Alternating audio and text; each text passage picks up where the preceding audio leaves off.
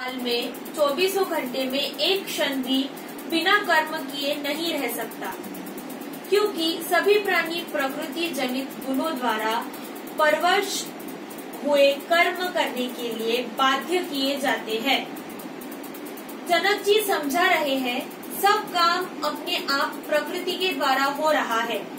देखो कितनी सुंदर बात बता दी है। सब काम अपने आप, वो भी प्रकृति के द्वारा हो रहे हैं। प्रकृति का मतलब है सतोगुण, रजोगुण और तमोगुण। ये तीन गुणों के द्वारा प्रकृति क्रियमाणानि गुणे कर्माणि सर्वशः। पर हमारी टांग बीच में घुसा देते हैं, अहंकार विमूढ़ात्, मैंने किया, मैं कर रहा हूँ, बस बंधन को प्राप्त हो जाता है। मेरे लिए ही नहीं, सबके लिए यह बात कही जा रही है। सबके लिए, एक के लिए नहीं, ये बात सबके लिए कही जाती है ना। जीवों के कल्याण के लिए ये बात कही जा रही है। फिर से पढ़ो। मेरे लिए ही नहीं, सबके लिए यह बात कही जा रही है।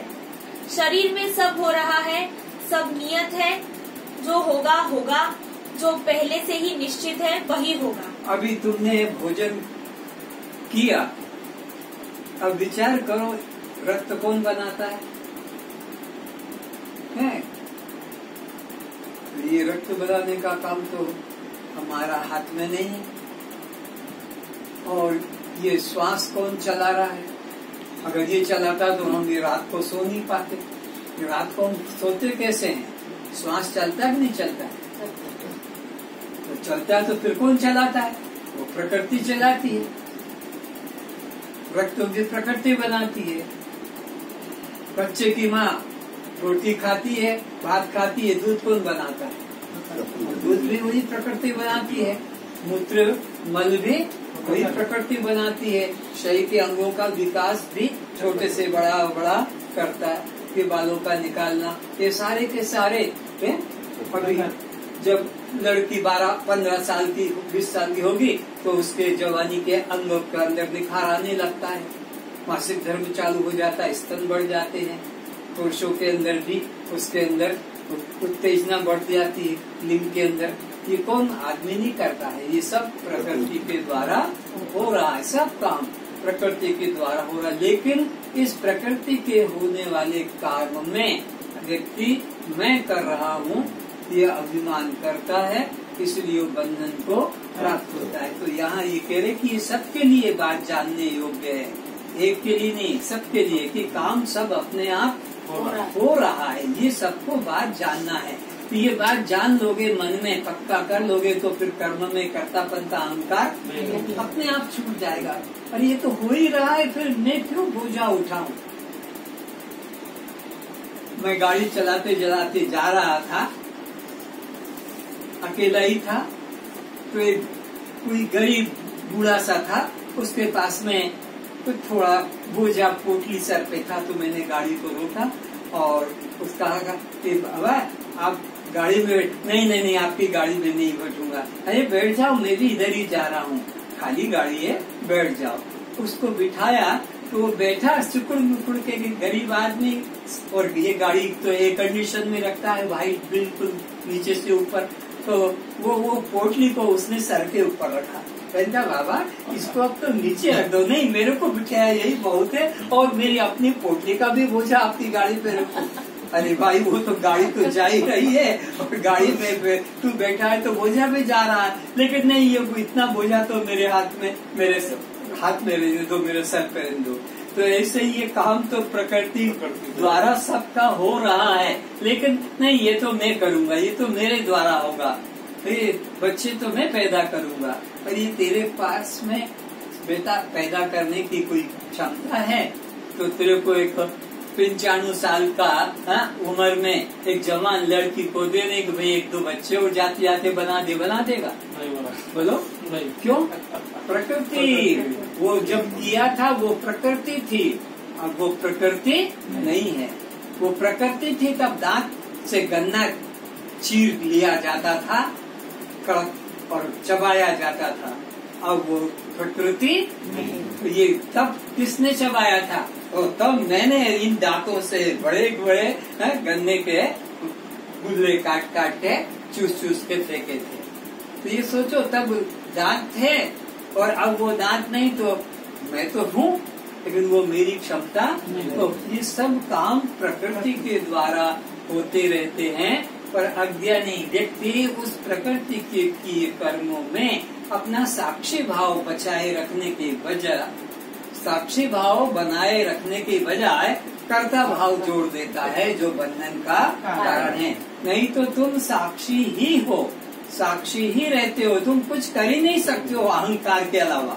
खाली अहंकार करते हो, मैंने ये किया, मैं ये कर रहा हूँ, हो रहा है वो प्रकृति के द्वारा, तुम तो केवल देखते रहते हो।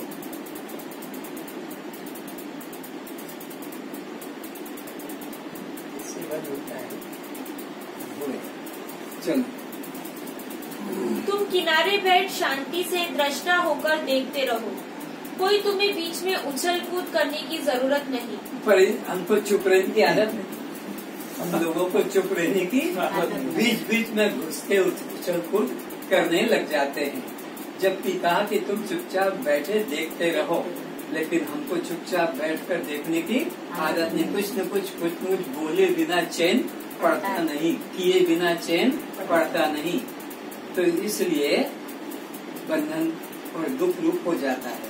तो अब हमें क्या उपदेश दिया इन्होंने कि सब काम अपने आप प्रकृति से हो रहा है, बस तुम खाली चुपचाप देखते रहो। लेकिन हमारे को चुपचाप बैठकर देखने की आदत नहीं। साक्षी का मतलब आलसी अकर्मण्य नहीं, साक्षी का मतलब तुम कर्ता न बनो, देखते रहो।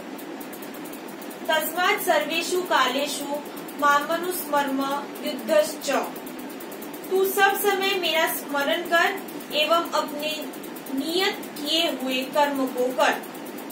अपने को उन सब कर्मों का साक्षी जानता है तो तू ब्रह्म रूपता को ही प्राप्त हो जाएगा। तो ये जो हमारे 5 कर्मेंद्रिय, 5 ज्ञानेंद्रियां और मन बुद्धि चेतन का, इनके द्वारा कर्म होता है। और अब हमको उन कर्मों में दृष्टा भाव, साक्षी भाव बचाकर रखना है कि मैं दृष्टा हूँ, मैं साक्षी हूँ, ये भाव हमें मन में रखना है। लेकिन हम उनके कर्मों में कर्तापन जोड़ देते हैं, यही हमारे दुख का या बंधन का कारण है। तस्मात् सर्वेषु कालेषु योग युक्तो भावार्जुन, तू सब समय अपने दृष्टा, साक्षी, असंग, निष्क्रिय, आत्मभाव रूप योग युक्त अर्थात सोहम भाव में स्थित हो जा। तो कर्म तो अपनी जगह हो रहा है हाथ से। तुम्हें क्या जानना है कि मैं देख रहा हूँ। क्या देख रहा हूँ? कि हाथ ने ये काम किया, कि पैर ने ये काम चलने का किया, या वाणी ने बोलने का, मैं ये जान रहा हूँ। काम तो वही होगा, इंद्रिय के द्वारा होगा। अज्ञान अवस्था में भी काम इंद्रियों से ही होता है, प्रकृति से ही होता है।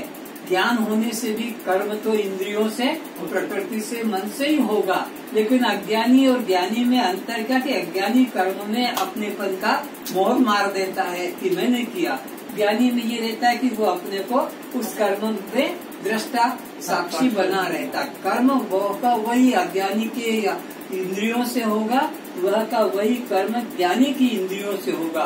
पर दोनों में अंतर ये कि एक कर्तापन उसमें जोड़ देता है और एक उसमें साक्षीपन जोड़ता है। नहीं तो ज्ञानी भी खाते हुए, पीते हुए, उठते हुए, चलते हुए, सोते हुए, देखते हुए, लेते हुए, छोड़ते हुए, पकड़ते हुए, करते हुए, हर इंद्रिय का कर्म का उपयोग लेते हुए क्या जानता है? नेयो किंचित करोमिति युक्तो मन्यते तत्ववित्।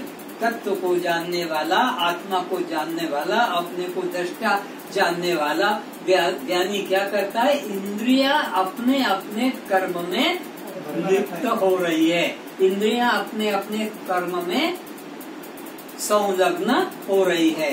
यानी आँख देखने में लग रही है, कान सुनने में लगता है, त्वचा छूने में लगती है, जिह्वा रस लेने में, नासिका सूंघने में, पैर चलने में, हाथ कर्म करने में, प्राण ऊपर नीचे होने में, भोजन पचाने में, सब अपना अपना प्रकृति प्रियमाणानि गुणे कर्माणि सर्वशः, लेकिन अहंकार उसमें जोड़ देता है कि ये मैं कर रहा हूँ, बस वो उसके बंधन का कारण हो जाता। बाकी कर्म बिल्कुल ज्ञानी अज्ञानी के एक जैसे है।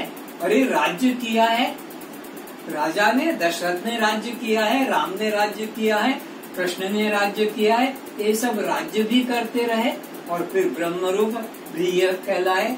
तो इससे सिद्ध होता है कि कर्म बंधन रूप नहीं है, शादी बंधन रूप नहीं है, बच्चे पैदा करना बंधन रूप नहीं, मकान राज्य करना दुकान करना बंधन रूप नहीं। बंधन अगर है तो एक यही है कि मैं करता हूँ, मैं कर रहा हूँ, बस ये अगर निकल जाए जीवन से तो तुम सब समय मुक्त